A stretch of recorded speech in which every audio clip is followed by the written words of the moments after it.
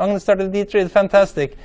It's just to get out of Karjakin's opening preparation, of course. But it isn't only because of that. I know that Magnus has thought about, and he's had ideas with starting with d3.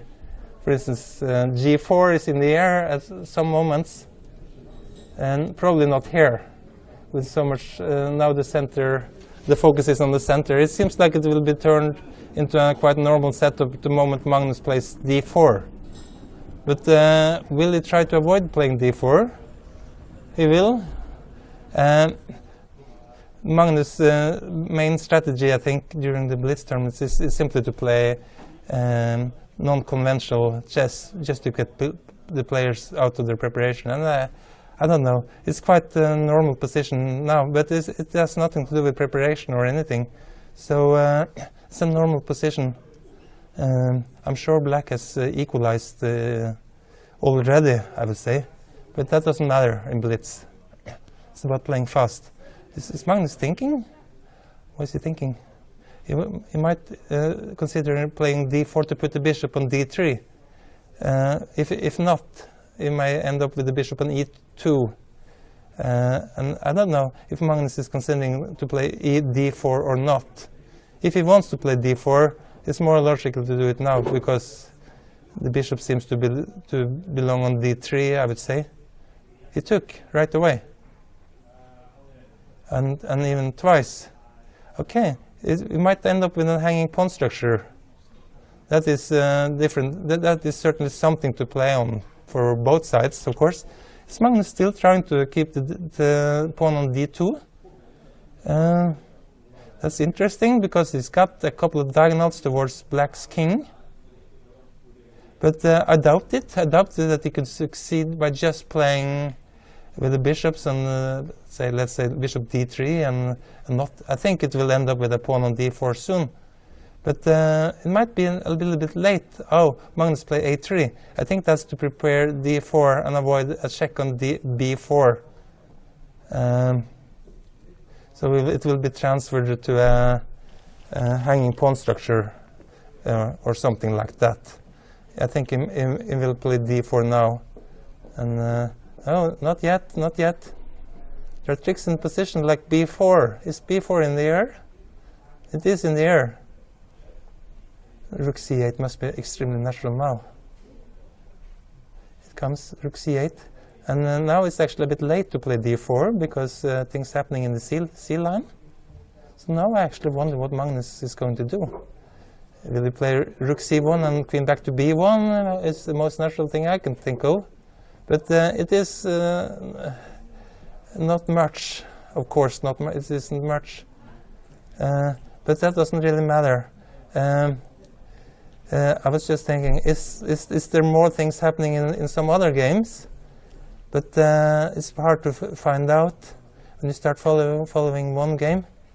Well, I'm sure it will be interesting, more interesting. It's always interesting, but even in the driest positions, something will eventually happen, is my experience, and especially in Magnus games. So at the moment, not very much is. Oh, that now things starting to happen, because Karjakin played d4. I think that looks very good, actually, blocking the bishop on d2. To me, it seems like black is better. But I'm very curious about what Magnus wants to do with his bishop on b2. I know he hates having bad pieces. It is an idea to play e4 and get a pawn majority on the king side, but then Magnus will be stuck with a quite bad bishop on b2, and that's something he really doesn't like. Magnus likes active pieces. Bishop a1, preparing b4, I guess, or yes, I guess it's preparing b4. It is interesting. Is it time for b4 already? Because if it takes on e3 and takes on b4, there is always queen b2. Suddenly a long diagonal there. h3, then what's the point? Well, just to keep the position going and see what will black do and gain some time. And I think that's quite typical Magnus, because he wants to postpone crucial decisions till the opponent has little time. And so that means the further out in the game, the better, because then, well, b4 was in the air definitely, now it's too late. But he's got a chance to play his bishop to b5. I'm not sure. b4 is there, right? It's already there. Now this is a crucial position, definitely, because now I'm not sure what Karjakin will do. He just protects the c-pawn, but now there are tricks in the position with the bishop on b7 a little loose, and the c5 pawn is loose. Even the f7 pawn is a bit loose, if you think bishop c4 and queen, that's what he played, bishop c4.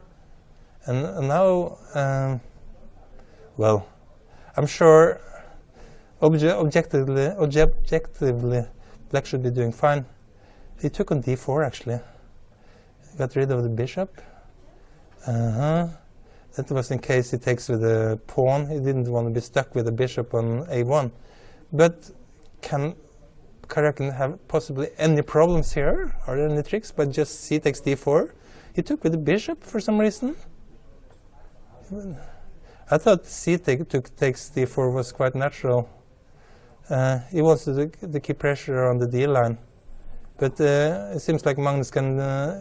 now first question is it hanging on d2? I guess Karjakin spends a few seconds... No, sorry, the rook on c7 is on freeze. Actually, it seems like Magnus is quite active. Queen f4.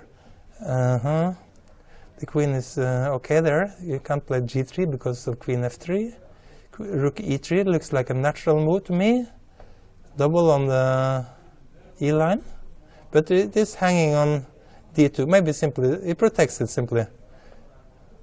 But to me it seems like that pawn is actually hanging. Not really. It can take on d2 with the rook. But it will be problems when Magnus